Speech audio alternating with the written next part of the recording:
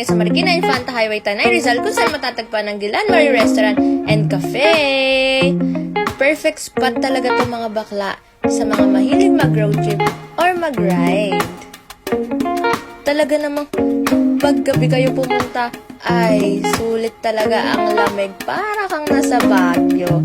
Kaya hindi ka may initan kapag talaga nag-food trip ka eh. Talaga namang sulit na sulit kahit yung ambience sa kanila.